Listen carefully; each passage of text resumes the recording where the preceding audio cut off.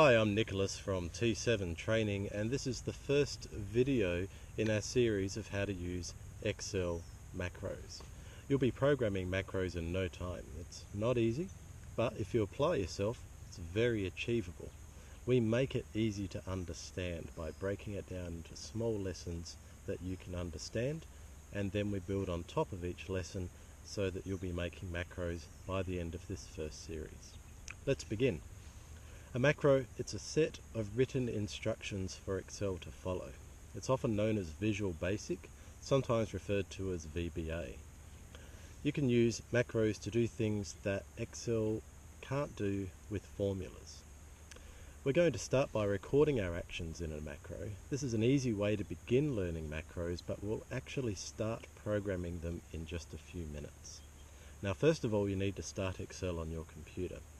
It's going to be best if you can arrange this video and Excel on your screen so you can see them both at the same time.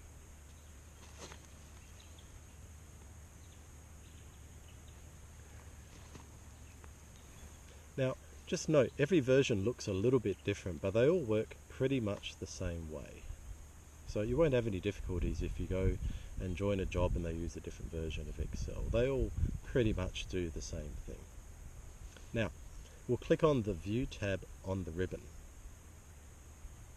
We'll click on the bottom half of the Macros button and we'll click Record Macro.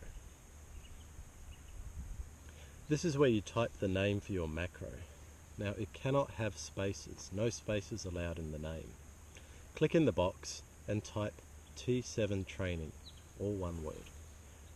This is where you can choose a shortcut key to run the macro. For this example, click in the box and press T. The keyboard shortcut to run this macro will be Control T.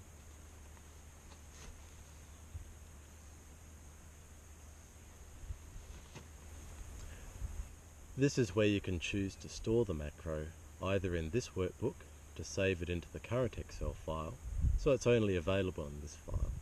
New workbook to create a new Excel file and only have it in that file, or personal macro workbook to save it in your computer so that it's available for every Excel file you open. For this example, choose to store the macro in the document with this workbook. This is where you can write a description of the macro. Type in, selects cell A1, enters T7 Training, then makes it bold.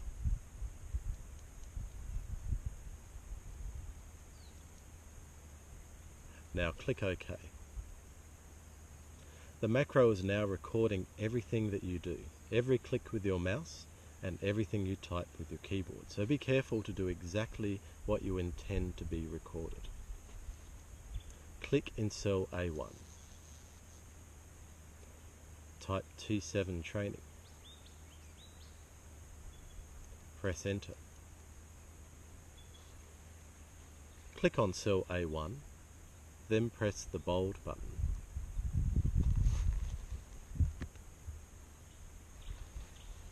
OK, click the View tab, then click the bottom half of the macro button, then click Stop Recording. Your actions are no longer being recorded in the macro.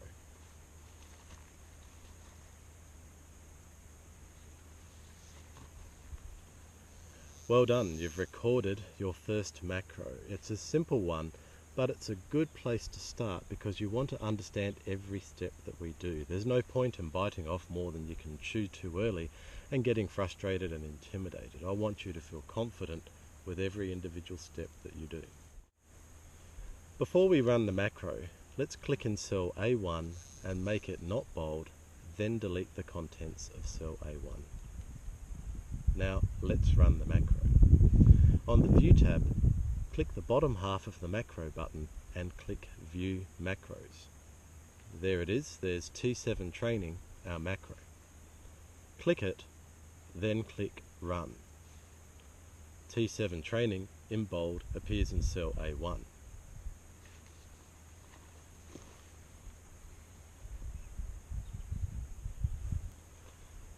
Again, Let's click in cell A1, make it not bold, then delete the contents of cell A1. This time click in cell D5. Then on the View tab, click the bottom half of the Macros button and click View Macros. Click on our macro called T7 Training, then click Run. T7 Training in bold appears in cell A1 again. Note that our macro always goes to cell A1, no matter which cell it starts in. This is called absolute referencing. It goes to the absolute cell we clicked on, no matter what cell it starts at.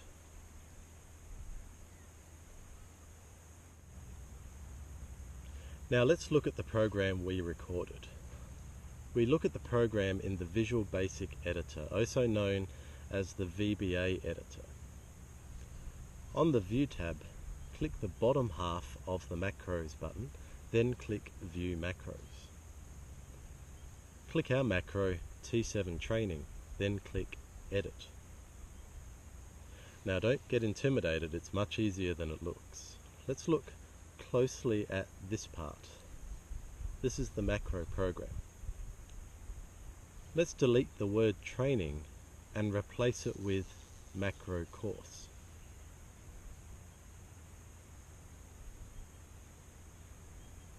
Click the X in the top right hand corner, and there's no need to save it, just click the X. Delete the contents of cell A1, then on the View tab, click the bottom of the macro button and click View Macros. Click our macro T7 Training, then click Run. It put the new text in cell A1. Okay, let's try changing something else. On the View tab, click the bottom half of the macro button and click View Macros. Click T7 Training, then click Edit. In the macro program, change A1 to C2.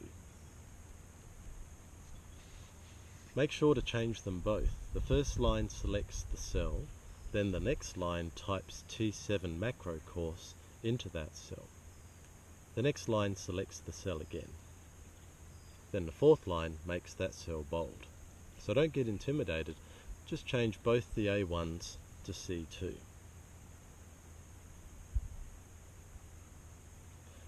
Click the X in the top right hand corner, and there's no need to save it. Okay, let's delete the contents of cell A1, then on the View tab, click the bottom half of the macro button and click View Macros. Click our macro, T7 Training, then click Run.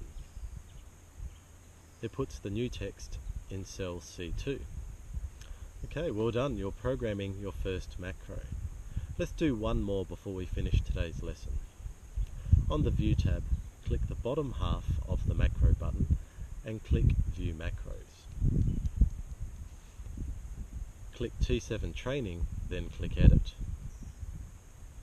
In the macro program, look for selection.font.bold equals true. This is the command to make Excel's selected font bold. Let's change this. We'll change it from true to false. Simply delete true and type false. Click the X in the top right hand corner, and there's no need to save it.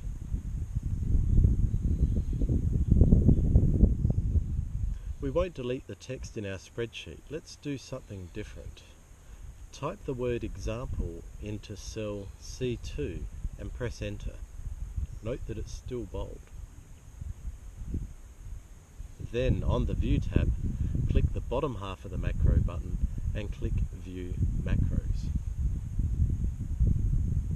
Click our macro T7 Training, then click Run.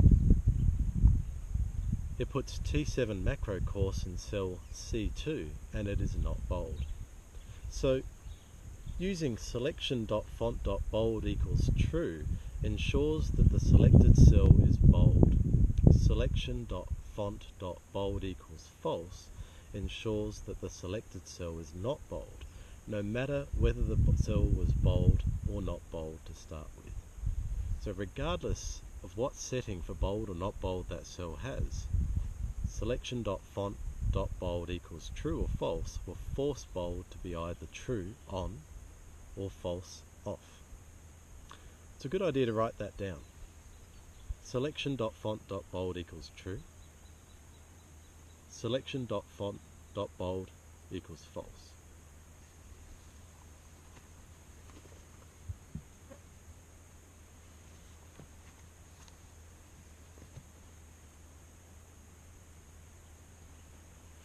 Well done. You've completed your first lesson of T7 Training's macro course. It might not seem like much, but it's the first step in learning how to program macros. There's a lot of interesting and powerful stuff to come. All the lessons are straightforward and clear as this one, although they do become more powerful and more complex. But you won't have any trouble doing them. So, remember, www.t7.net.au/macros. Thanks for watching, and I look forward to seeing you in lesson number 2.